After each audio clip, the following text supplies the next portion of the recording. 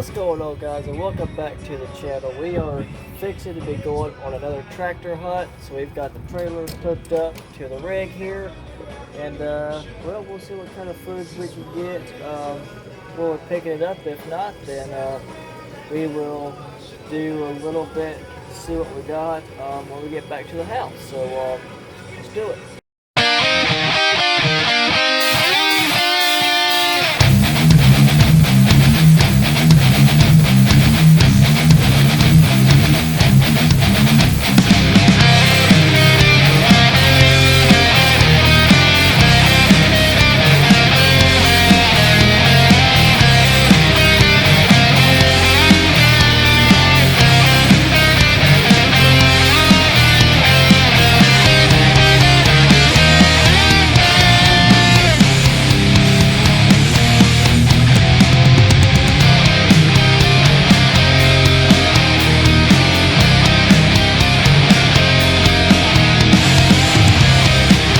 Alright, so guys, this is what we ended up picking up. We are a little bit down the road. We loaded up at the previous owner's house. That's the deck right there. Got to get a few things tweaked out on it. This is actually a, I think, earlier 90s, because it has the, doesn't have the stickers with the Murray. It has like the actual plastic badges, which is rare to find on these that are not busted up and or missing. But this is what we got, and we'll go into further detail when we get back to the house. Alright, so we are back at the house. I really do like the fact that the previous owner took the time to put on it what it needs. It needs, like, say, needs inner tube, which is what that tire is. Basically, it just needs a new tire or whatever. Needs fuel lines, we got that. And the transmission is off by just a hair, because apparently it won't go through the gears. That's no big deal. As he said, basically that's why the deck was off of it, because he needed to get to the transmission. So that's that. Yeah, this is I think an early 90s mower, but it's got your 16 horsepower OHV Tecumseh in it. It's the first time I've seen a Tecumseh in one of these, but because the one that we've got down there already is a Briggs.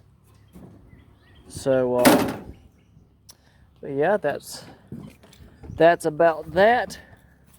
Fixed to go get the tractor to unload it and get all that jazz, and well, we'll catch you in a little bit. Alright, so guys, we are in the shop, and if you recognize, there is another tractor in the shop.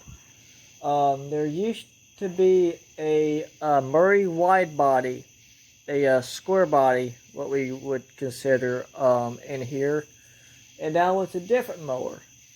Well, the reason for that is because, and I wanted to make this video explaining that as well.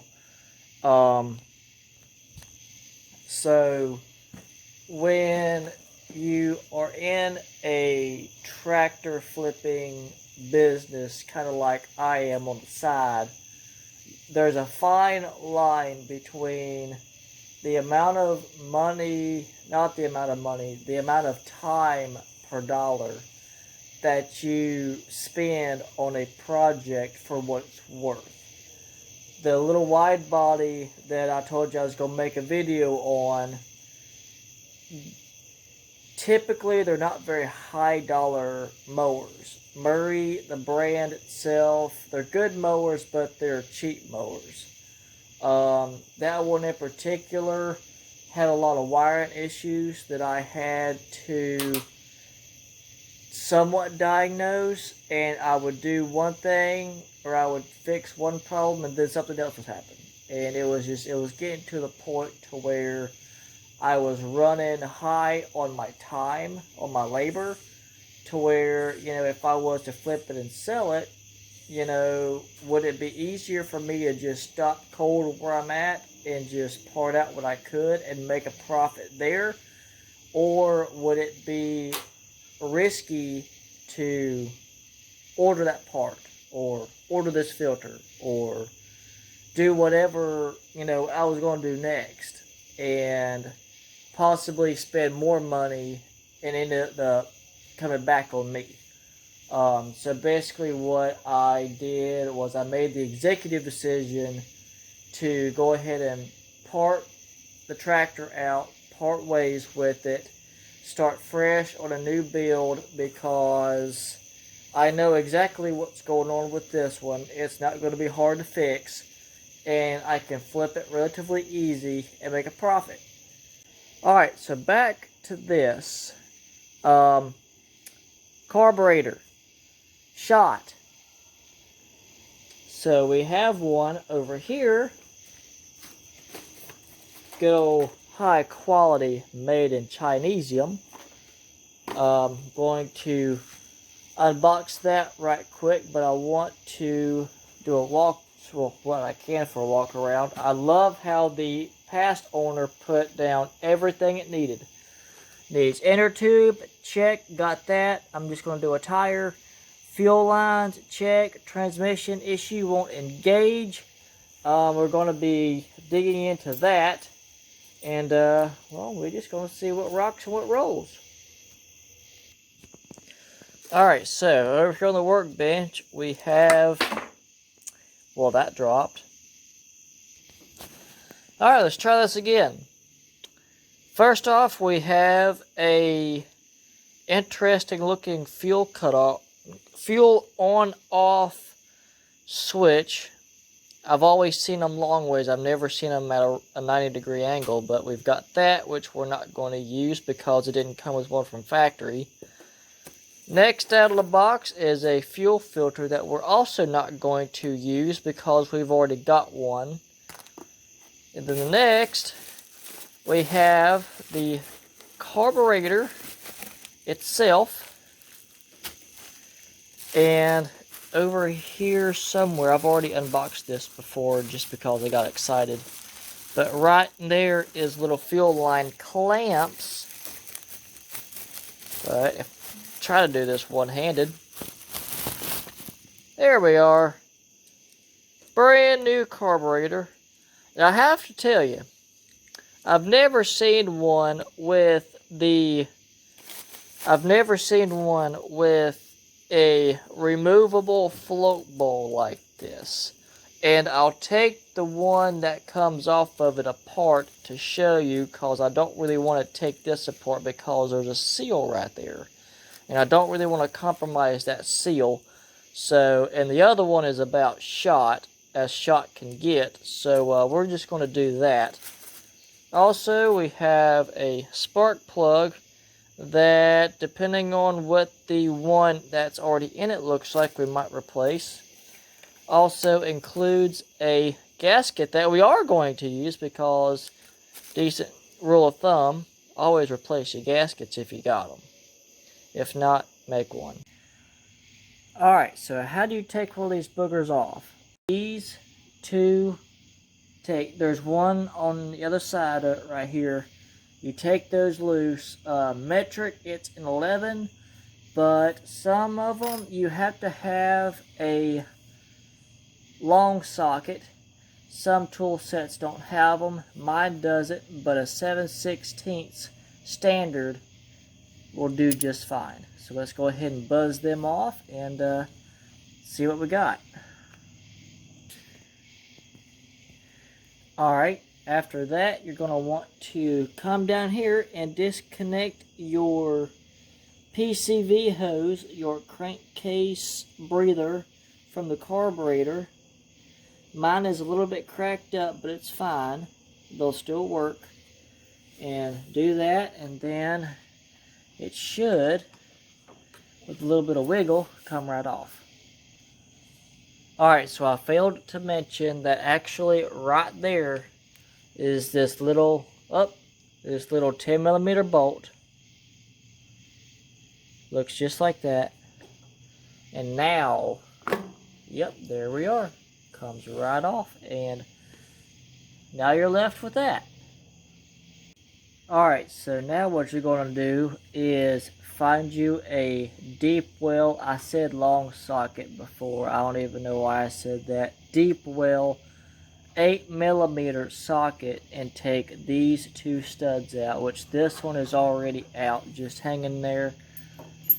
This one just needs to be threaded out a couple more turns, and it is out.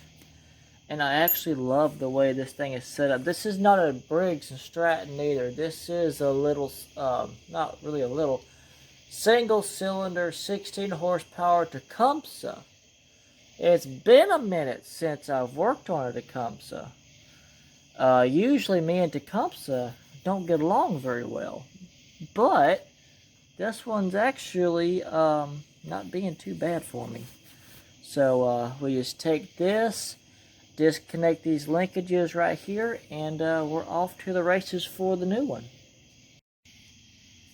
Alright, so basically you take this off and just repeat your steps for putting the new one back on, and it went through flawlessly.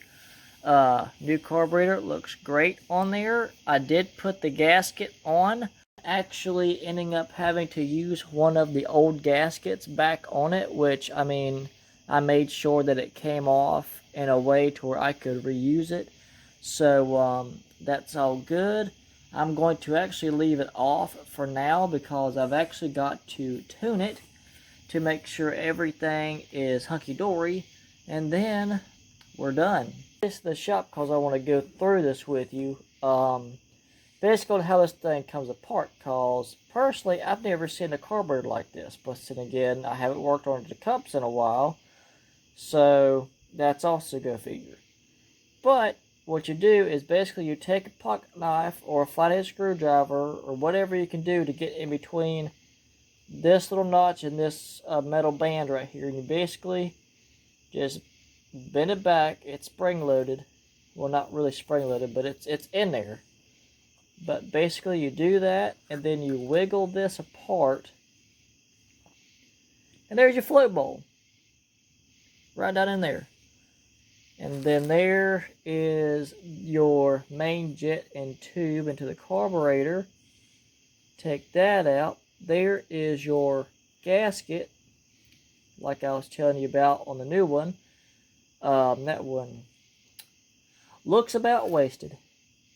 But that's that. That comes out, and you're basically just left with, well, that. Very basic carburetor, if I have to say for myself.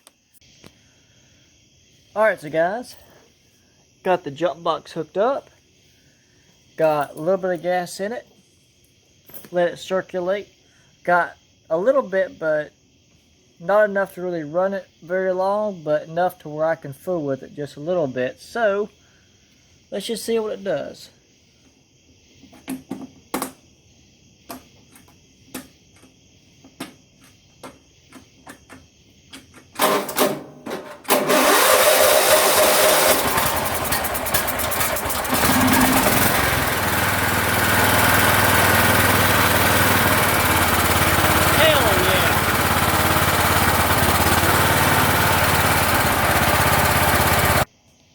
Alright, so got everything finished up, got everything buttoned back together.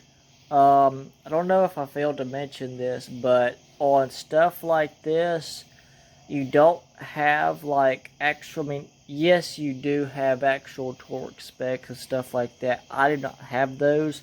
I just do everything by feel. Typically, I just snug it up. I just, like, when it starts getting firm, I go at least a quarter to half turn more just to snug it up. But most of the time, you don't need to crank down on your fasteners, because especially on this one right here, as well as these are steel bolts going into cast aluminum, which will strip out if you're not careful. Alright, it is a couple days later now, and I was diagnosing, I'm using the masking tape here as a guide, and it says transmission issue, won't engage.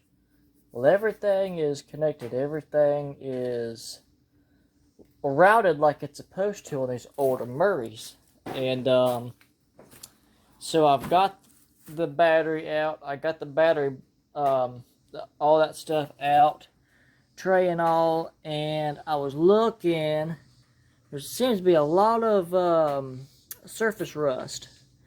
So I'm like, well, let's give it a shot of the good stuff over here, the good old the spray WD-40. And I mean, I'm telling you, this sucker was locked up. I mean, the clutch pedal had absolutely no tension on it. You basically had to jam the son of a gun back and forth, and none of the pulleys were moved. It honestly looked like something had wallowed out a hole or something, and it wasn't catching. Well, get some spritz of the good stuff in here, and oh look,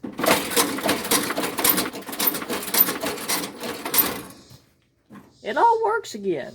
So about to crank this thing up and just make sure it all rides and runs like it's supposed to, and we'll be back at you.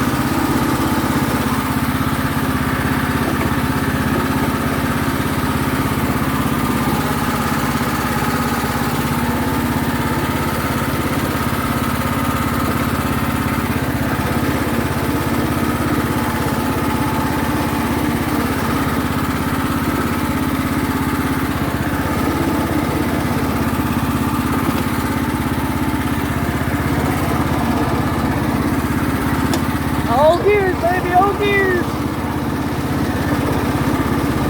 So guys, we're back from the joyride, and right as I was backing this thing back into the shop, this happens. And I'm like, oh snap.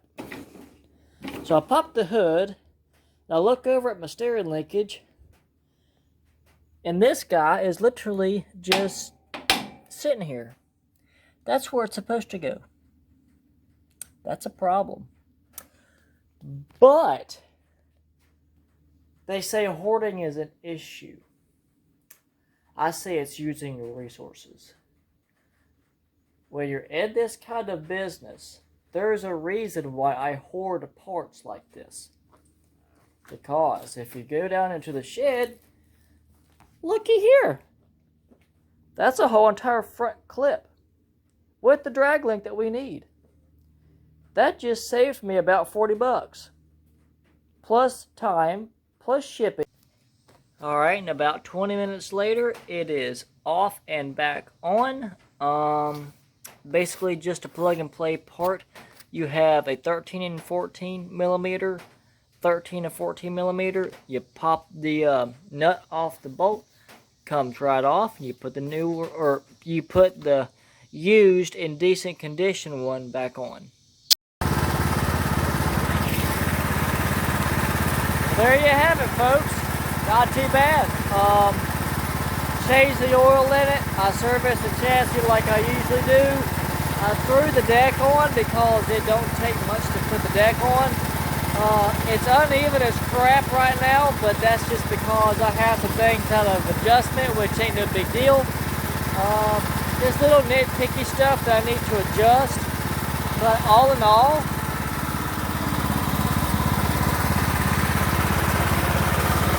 turned out a lot better than I thought. I do need to get a battery for it. So with that being said, that's going to be about it for this video. If you like the video, please hit the thumbs up button. I'd really appreciate it. If you're stopping in for the first time and would like to see more garden tractor fix and flips, go ahead and hit that subscribe button, and we'll see you in the next one.